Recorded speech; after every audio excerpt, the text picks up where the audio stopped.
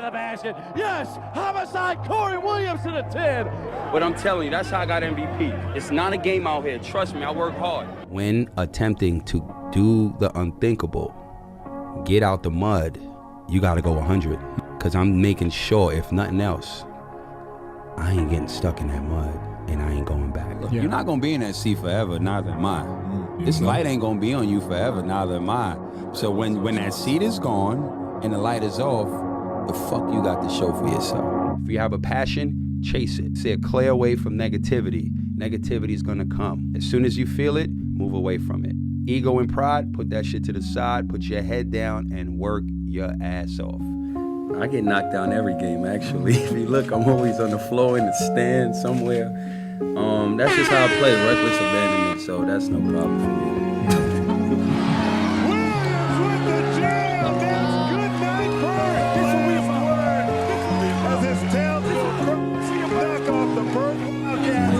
I'm not saying that. What I'm telling you is there's a confident team right now rolling in the NBL, and you gotta watch out for them. Because we're playing like our lives depend on it right now. That's all I'm telling you. I had a conversation with her meaning basketball, the love of my life. And I said to her, it's time for me to leave you. You know I gotta leave you. And you know what she said to me? Motherfucker, don't look back. Listen, I'm excited to be here. Let's just get to it. I get paid to, she said to me, motherfucker, don't look back. Best job in the world. I'm looking good doing it. Thanks.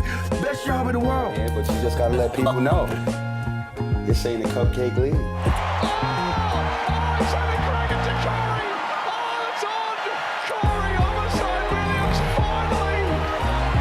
We gotta throw this up to the visual.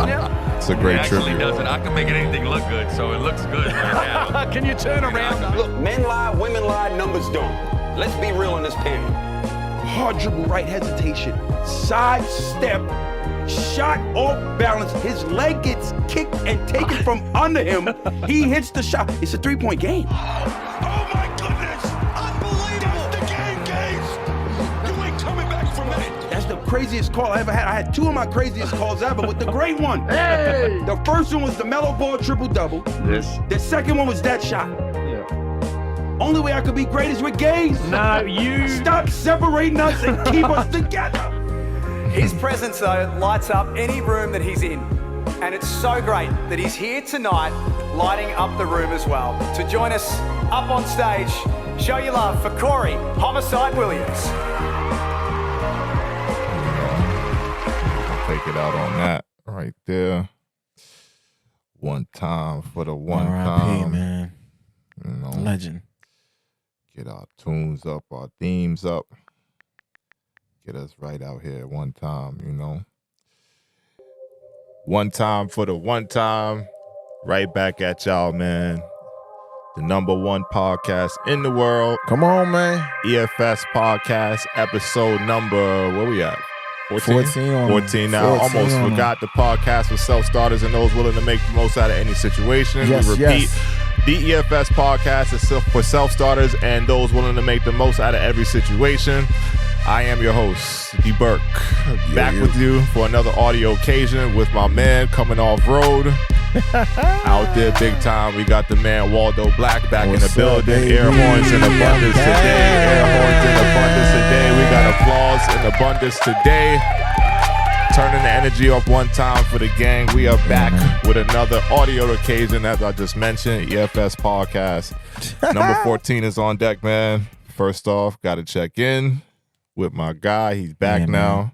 You know, they saying the girls took over the pod. Yo, I don't know what happened. They saying the girls took over the pod. You know, we gonna have to run that one back so it's even. They was ganging up on you, bro. Yeah, nah, they ganged up on me. I'm just like, oh, just like that. Like I was like, all right. They ganged up on me a little bit. You know what? It's fair though, because we usually got Rim in here, and it's 2-on-1 with Rim, so we might have to do it for a lot of misogyny, a a lot of misogyny, a lot of toxic talk and all that. So while you was out of town, you know, I had to let them come beat up on me a little bit. That's fine. I think I handled the smoke very well. You know, we got into some big talk. Yeah, man. There's a lot to discuss, a lot of emotions. Yeah, for sure. But it was good. It was good. It was entertaining. Yeah, no, it was good. good experience, good entertaining. I'm gonna have to cool out on the white wine and the pod for a little bit just because. Watching that back, I'm like, yeah, I remember how I was feeling here. I was a little bit litty on there talking my shit. When you get that wine and you happen to be at other pod, I was mad hype. That's when you got on your soapbox. That's what I'm saying. So it's like I found a solution for a lot of that though, so I'm good now. I'm like, what's the solution for that? We'll talk about it. Off pod? On pod. On pod is one of the topics for the day, but we ain't. We okay. We gonna get there. We gonna get there. All right. All right, man. EFS podcast back. Episode 14 is upon us. 14 down. Today we're gonna start off on a somber note, man. Obviously, you heard the intro, the audio that we just ran at the top of the pod. Mm-hmm. We have to send a big rest in peace to Corey Homicide Williams. I'm gonna give it a round of applause just because, I know he passed away, but he was a very big influence on a lot of people's lives. So today we really just giving homage and celebrating his time that he was here on the earth. So for me, this one hit home. Yeah. Did you hear about it or see it beforehand, or did you find out today? No, I know it was in the basketball I found out today. All right, well, it was today or yesterday. It released yesterday. That's when it started flowing out that they put out the statement that it was floating around that he had passed away. So for me, this is a big one. Guy from the town, guy from the city, New York legend. Mm-hmm. Did a lot of things in his career, in his athletic career, and then even post-athletic too, which was, one of the people that kind of inspired me, leaving the game, just seeing what he did and what he was able to accomplish. But 46 years old, man, passed away from long, well, I don't even want to say long. Like, I feel like and I'm not, you never really know how long people are suffering from cancer or dealing with cancer, I say, not suffering, because suffering is a whole different level. But I feel like battling it though. And his story, even finding out he had cancer, like he thought he was like, I'm good. So he was like alerted, like, yo, you gotta, check this shit out. But 46 years old, man, for me as a 38 in a couple months, like that ain't too far, right around the corner, So that one hit home for that reason, a man that seemingly would have a lot of life left ahead of him. Yeah. Just goes to, the thing that affects everyone in one way or another, like cancer, So seeing that how he went from seemingly healthy to then just little by little, and I haven't seen him in person for like decades at this point, you know.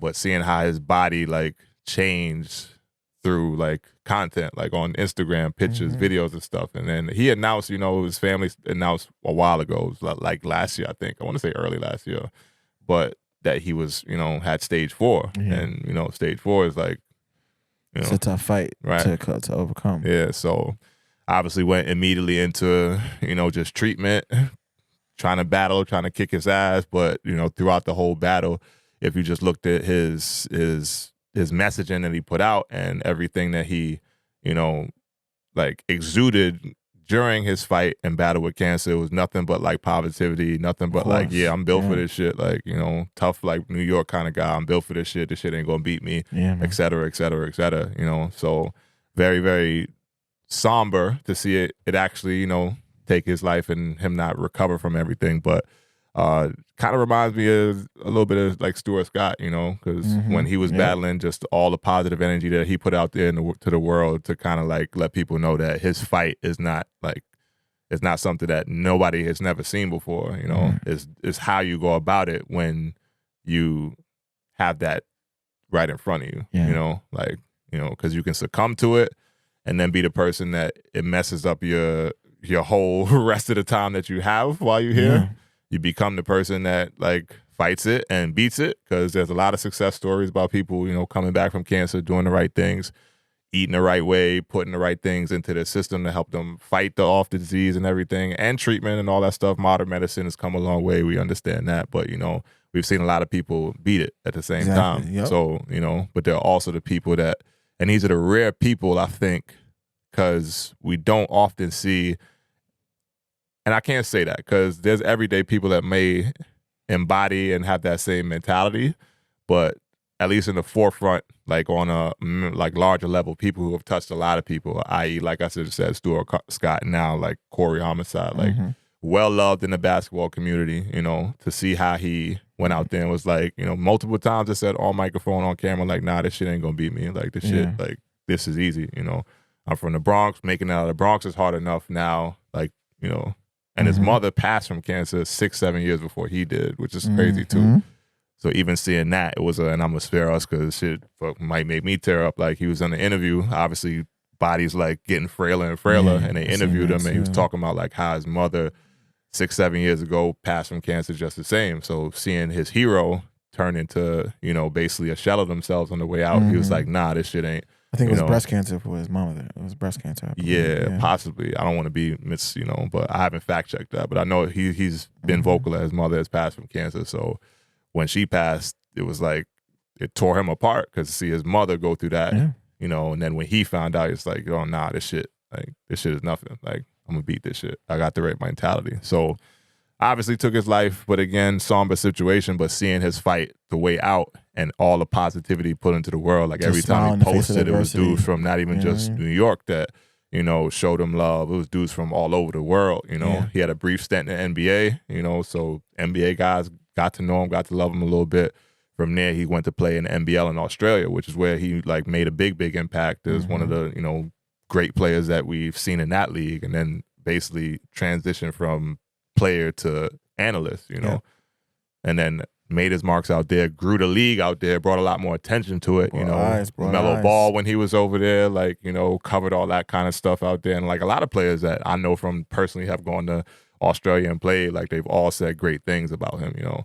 I said I hadn't seen him from years and years because when I saw him, like I was like super young, you know, not super young, but in like high school going into college, like seeing, and like he's a street ball legend in New York, like Rucker Park, like all the summer tournaments and stuff, like Homicide name rang in the city, like, you know, tough, good player, great guard, you know what I'm saying? And I saw him as a young boy, you know, young nigga with looking up to guys like Darren Phillips, one of my OGs in the game in New York legend as well. My boy Mookie, freaking Junie Saunders, like all these kind of players that I seen in front of me. He was, you know, in the mix with them, playing on the same teams as them. Like, so I got to see him like when he was, you know, still a bucket. You know what I'm saying? It was a bucket. Tough. So seeing all his career go from to the league to like professional, like to freaking overseas and everything, it was great, you know. And he went to Rice High School too. Another small like fun fact about him, which, you know, connects with me even more because, you know, I went there. Shout out to the Raiders gang.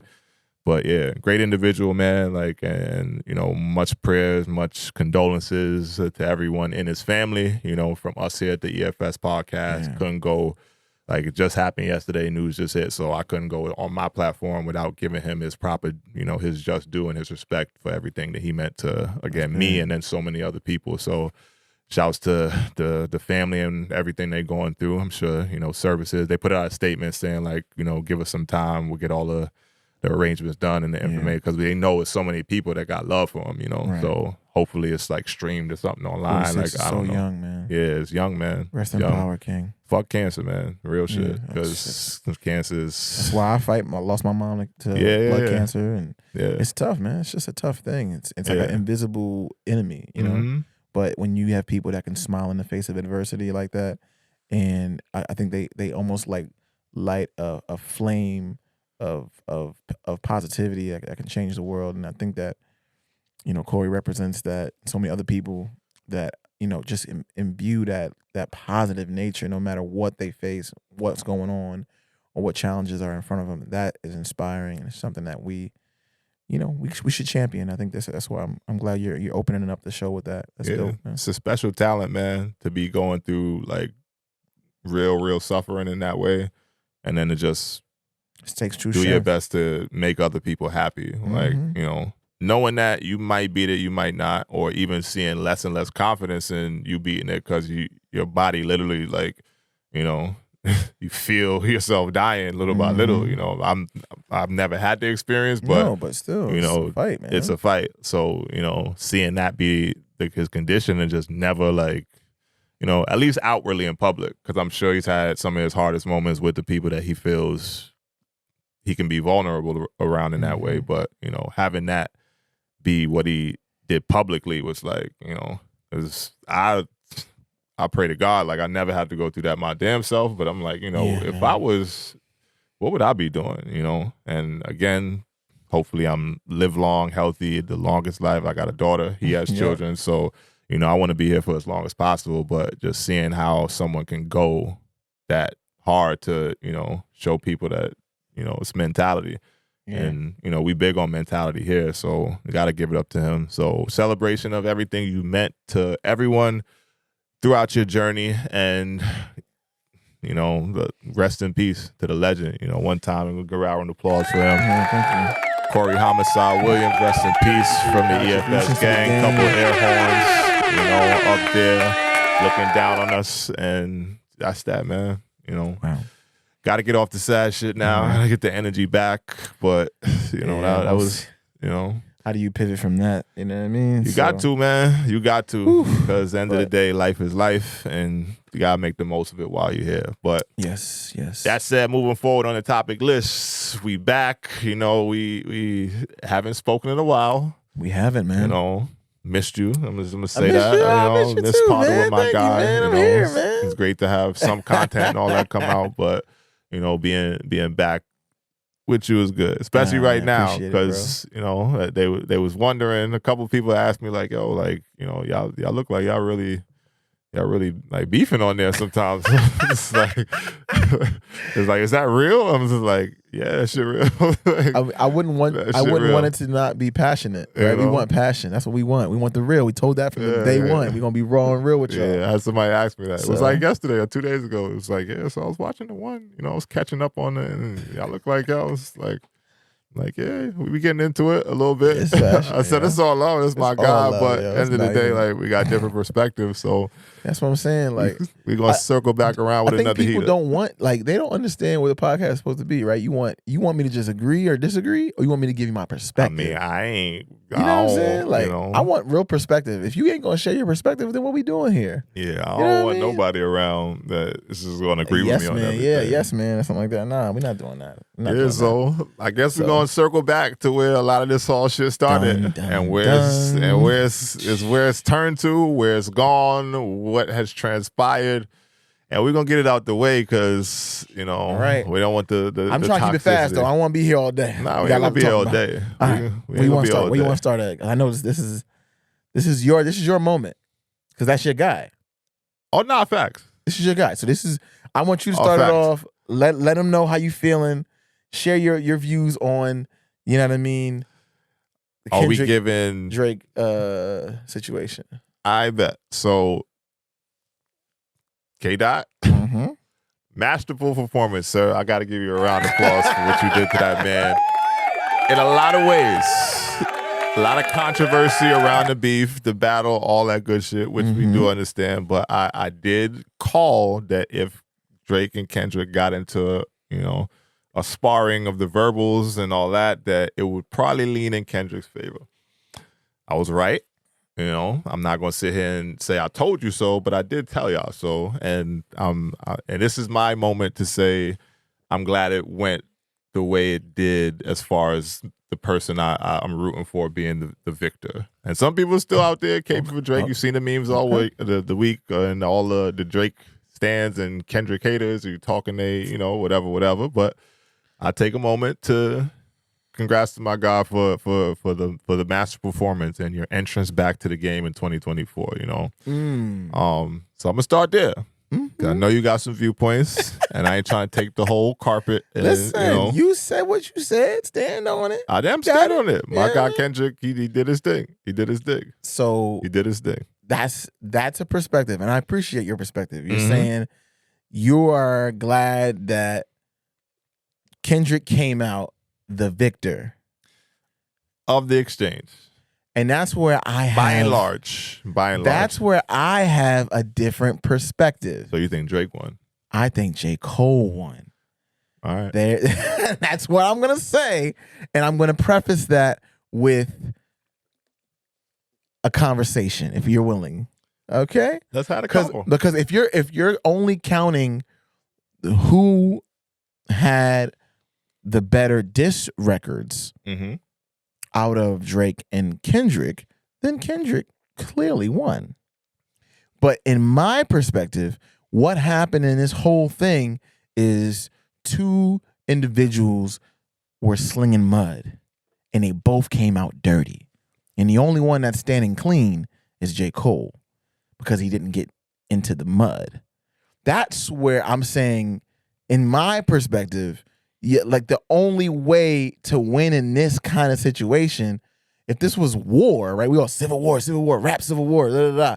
If this is war, there's casualties that are coming into the situation.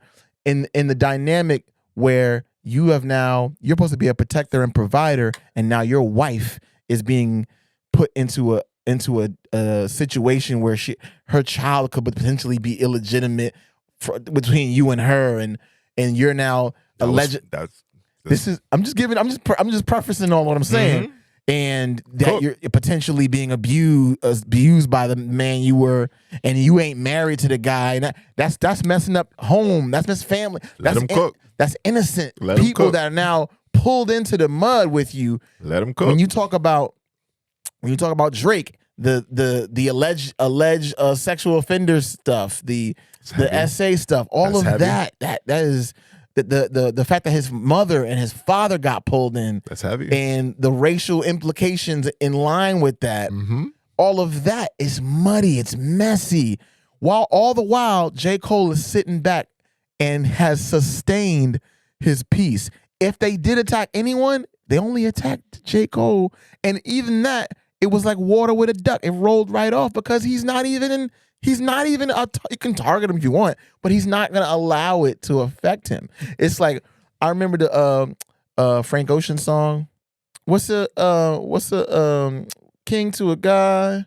What's a God to a non-believer? Yeah, that was who on don't Watch the believe Throne. it. Yeah, classic. Yeah. But like, what's opening track? That was fire. What's beef to a vegetarian? What's beef to an individual who won't?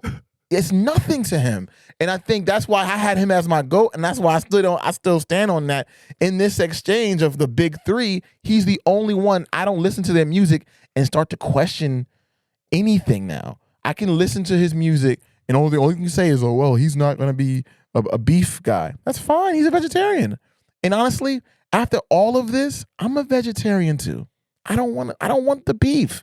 Can we have anything else? Any fish back there? Some chicken? Pescatarian? I'm willing to eat anything but beef right now because I'm just tired. Rap pescatarian? I'm tired of it. I want to hear hip hop. I want to hear bars. But you don't got to sling no more mud, man. I'm done. And we're going to segue to even more because it's more than just the Drake stuff. But I know I'm going to let you have the floor for a second, but I got one more piece of this I wanted to share too. I mean, it's multiple pieces, bro, so I'm willing to have a little bit of the conversation on it. Sure, we just started, so we ain't in no rush at this point. I mean, in response to my statements, what you think? In response to your statements, yeah, I would say, do you buy into the theory that J. Cole was... Did you see the what was floating out there about J. Cole had a conversation with Schoolboy Q at the Dreamville Fest, and that's when he decided to back out?